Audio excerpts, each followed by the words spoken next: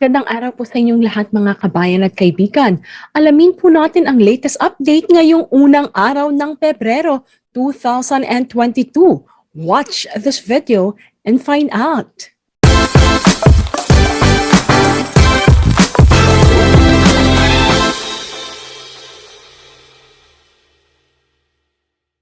Muli po ito si Jamey Iris na maghahatid sa inyo ng latest updates at mga highlights ng balita sa ating bansang Pilipinas.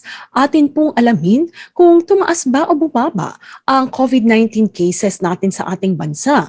Gayun din po, tingnan po natin ano pa po yung ibang mga balita mula po sa ating bansa na talaga naman po kapakipakinabang at maganda po na alam po ninyo, lalo na kung kayo'y pauwi ng Pilipinas. At syempre kung kayo nandito na sa ating bansa, maganda po na malaman ninyo ang mga balitang nangyayari sa ating bansa. At sa ating simula, nais ko pong i-welcome ang lahat po ng ating mga bagong viewers na for the first time po ay nakabisita po kayo sa aking channel. I'm inviting you to please subscribe to my channel so that you'll always get updated with a latest video such as this at mga tutorials din po, lalo na kung kayo traveler na makakatulong po sa inyo sa inyong pag-uwi sa Pilipinas or pagbalik po sa bansa kung saan po kayo nagtatrabaho. At syempre, welcome back sa ating mga subscribers na araw-araw po nanonood ng ating channel. Simulan na po natin mga kabayan at kaibigan.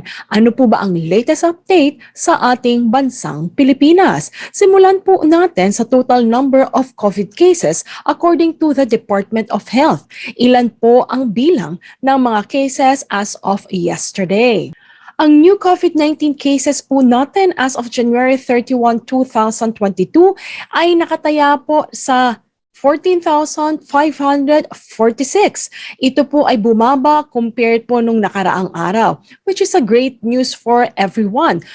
Patuloy po tayong mag-ingat at sumunod sa mga health protocols. Ayon kay Octa Research Fellow Guido David, maaring bumaba hanggang 10,000 ang daily COVID-19 cases sa Pilipinas sa kalagitnaan ng Pebrero at bumaba hanggang 5,000 po sa katapusan ng Pebrero. Dagdag pa niya na mabilis ang pagbaksak ng kaso gaya ng South Africa at Metro Manila. Mula naman po sa Philstar Global regarding self-administered antigen test kit, nirekomenda ng Department of Health na gamitin na lamang ang self-administered test para sa mga symptomatic individuals sa loob ng 7 araw mula nang nakaranas sa simptomas. Hindi na rin kinakailangan ng reseta upang makabili ng antigen test kits.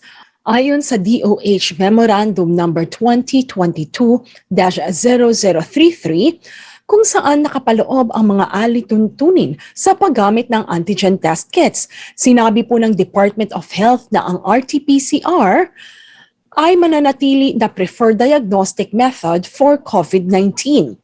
Ang agency po ay ninote po nila na itong self-administered antigen testing is recommended when the capacity for timely RT-PCR test results is limited and not available. Base din po sa memorandum na may date na January 26, 2022, ang appropriate use po ng self-administered antigen test kits ay recommended time of testing at babasihin po ito ng COVID-19 exposure at simptomas ng mga individual. Ang self-administered antigen test kits po shall not be recommended for asymptomatic close contacts and screening of asymptomatic individuals. This was mentioned by the memorandum. Now, for the cases, self-administered antigen testing shall be considered optional, including for community-level actions where case management of probable and confirmed cases remains the same. Now, according to DOH, a positive antigen test among symptomatic individuals and suspect or probable COVID-19 cases and their close contacts shall be interpreted and managed as confirmed COVID-19 case or cases. Dinagdag pa po ng DOH na ayon sa Republic Act 11332 or the Mandatory Reporting of Notifiable Diseases and Health Events of Public Concern Act, ang sino man pong magpopositibo sa COVID-19 gamit ang antigen test kits ay kinakailangan mag-report sa barangay, health emergency response team or kung hindi naman po kaya sa healthcare provider. Mula po sa ABS-CBN News, sinabi po na ang Sinovac at Sinopharm, ito po ay epektibo against Delta variant. Sinabi po na ang China's two most widely used COVID-19 vaccines developed by Sinovac and Sinopharm were shown to be effective against the Delta variant of the coronavirus, a study based on the real-world data in the country showed on Tuesday. Ayon po sa mga researcher, ang dalawang vaccine na ito ay 52% na epektibo laban sa Delta infection at 60% for symptomatic diseases. Ito ay 78% na epektibo laban sa pneumonia at 100% naman po para sa mga severe or critical cases ng COVID-19. Pero, the study did not generate the sufficient data to deliver effectiveness readings for the two vaccines separately or by age group. Ang pag-aaral na ito ay binase po sa pagsusuri ng mahigit na 100 infections at mahigit po na 10,000 of their close contacts mula noong Delta outbreak sa southern Chinese province of Guangdong noong May at June last year. Among those fully vaccinated participants, only 6 individuals were aged 60 or older, said the authors. At sinabi naman po ni Jerome Kim, ang Director General of the nonprofit International Vaccine Institute, na this does not support the idea that the inactivated vaccines did have an impact on prevention of COVID-19 Delta infection. The readings may be affected by potential differences between vaccinated and unvaccinated subjects and varied exposure risk to the virus. Now, China has small number of COVID infections compared with the rest of the world under its strategy to contain any transmission as soon as possible. Now, the country does not provide total number of cases by variants. Apart from China, the two vaccines were also widely used in several countries, including Indonesia, Brazil, and the UAE. The U.S. Food and Drug Administration on Monday gave full approval to Moderna Inc.'s COVID-19 vaccine for people ages 18 and older, making it the secondly fully approved vaccine for the virus. The Moderna vaccine has been authorized for emergency use in the United States since December 2020 and will now be sold under the brand name Spikevax. Pfizer and BioNTech's COVID-19 shot using similar technology received full approval in the United States last year for people aged 16 and older after also first gaining emergency authorization. Nearly 75 million people have already received Moderna's two-dose vaccine in the United States. According to the data from the U.S. Centers for Disease Control and Prevention, the public can be assured that Spikevax meets the FDA's high standards for safety, effectiveness, and manufacturing quality required of any vaccines approved for the use in the United States. Acting FDA Commissioner Dr. Janet Woodcock said in a statement, Moderna's vaccine is cleared for use in more than 70 countries, including Canada and European Union. In June 2021, the company asked for its vaccine to be authorized for use in 12 to 17 years old, but the FDA has yet to respond. Both Moderna and Pfizer or BioNTech vaccines have been linked to rare cases of heart inflammation called myocarditis, particularly among young men. Some studies have suggested that Moderna vaccines are more likely to cause the side effect than Pfizer-BioNTech shot. In October, Moderna said that FDA was evaluating the risk of myocarditis after vaccination and that the review was delaying authorization of the vaccine in adolescents. Tingnan naman po natin ang balita ng Inquirer.net regarding AirAsia. Philippine plans to increase domestic flights this February. Sinabi po ng Inquirer.net na ang AirAsia Philippines has reached its 42% of the pre-pandemic flights in January this year as travel demand remains resilient despite the recent COVID surge. In a statement, AirAsia said it ramped up leisure and essential trips in January, pushing up year-on-year capacity by 182%. It recorded a 200% increase in seats sold in the same comparable period. AirAsia Philippines spokesperson Steve Dalisan said that they will continue to serve their guests this 2022 with safe and timely manner.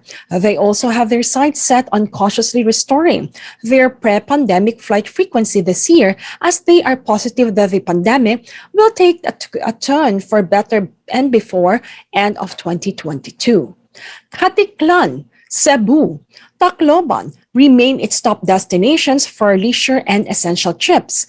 In February, it plans to increase domestic flights to Davao, Iloilo, Cagayan de Oro, Bacolod, Puerto Princesa, Panglao, and Calipo. Now, despite the disruptions during the COVID surge, AirAsia Philippines and it flew 2,500 stranded overseas Filipino workers since the middle of January 2022.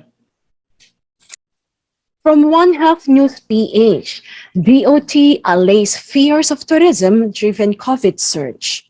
The Tourism Department allayed concerns on Monday, January 31, that the entry of the foreign tourist might lead to another surge in COVID-19 infections, saying efforts would be made to ensure that health and safety measures are strictly observed. Now, Tourism Secretary Bernadette Romulo Puyat said at a press briefing, "Our confidence to ease travel restrictions comes from the various initiatives undertaken over the last 2 years, and of course, we are very strict with the implementation of health and safety protocols. So, in partnership with other concerned national agencies, LGUs, and other industry stakeholders, we are taking all necessary precautions to ensure that this much anticipated resumption of the international leisure travel from a visa-free country or visa-free countries will not cause another surge. Now, the most important is, as early as July last year, we already vaccinated our tourism workers. In January, we have been doing the booster shots because it is important not just to get fully vaccinated, but also provide boosters to our tourism workers. 57% of the tourism workers have received their booster shots. Now, the reopening of borders to international travelers in just few days' time would be the strongest sign yet that the country's tourism industry is on its way to full recovery," the tourism chief said. Puyat also said only few inoculated foreigners are allowed to enter the country and that the national government is closely coordinating with the LGUs to implement health and safety protocols. She also added that hotels would be issued warnings and show cause orders if they fail to comply with pandemic protocols. All major tourist destinations like Boracay and Baguio are already 100% vaccinated, now the tourist chief added. Meanwhile, the Koreans, Americans, Japanese, Australians, Canadians, British, Singaporeans, Malaysians, and Germans can come to the country without a visa at all. Now, according to the Department of Foreign Affairs, citizen from visa-free country, According to the Department of Foreign Affairs, citizens from visa-free countries should possess passports valid for at least 6 months and must be allowed to stay in the country for not more than 30 days. So yan po ang mga balita po natin sa araw na ito, mga kabayan at kaibigan. Let us talk, let us discuss. Ano pong pananaw nyo when it comes to our country? Opening na po to the foreign, not only to foreign national with existing visa, but also to foreigners who can visit the Philippines for leisure. So share to us your thoughts about this. And at the same time, alamin din po natin, how do you view po yung pananaw, sumasang-ayon po ba kayo na meron pong ilang mga taong natatakot sila that once the foreign tourist ay o nag-open po sa turismo ang Pilipinas, ay maaari daw po magkaroon ng COVID-19 surge. Although, katulad ng nasabi po natin, ang ating, kumbaga po, Undersecretary po for Tourism, she actually said that there are plans in place and at the same time, iba yung pag-iingat naman po daw ang ginagawa para maiwasan ito. So mga kabayan at kaibigan, kayo po, what's your view about this? Share to us din po so that at least we will know. Ang maganda naman po sa araw na ito mga kaibigan ay tinitingnan po natin na pababa na po ang total number of cases ng COVID-19 at looking forward po na ito ay magtuloy-tuloy. So yun po ang ating ulat sa araw na ito mga kabayan at kaibigan. Muli po ito si Jamey Iris na nagsasabi na if you find this video helpful and informative, please click like and I'm inviting you to please subscribe to my channel. And at the same time mga kabayan at kaibigan, maraming salamat po sa inyong panonood sa aking channel. Gayon din po mga kabayan at kaibigan, sa atin pong pagkatatandaan, saan man po tayong dako ng mundo. Taas noo, tayo po ay mga Filipino. With that, God bless you. This is Jamey Iris of Jamey Iris TALK TV, simply saying, God bless you and see you in my next video.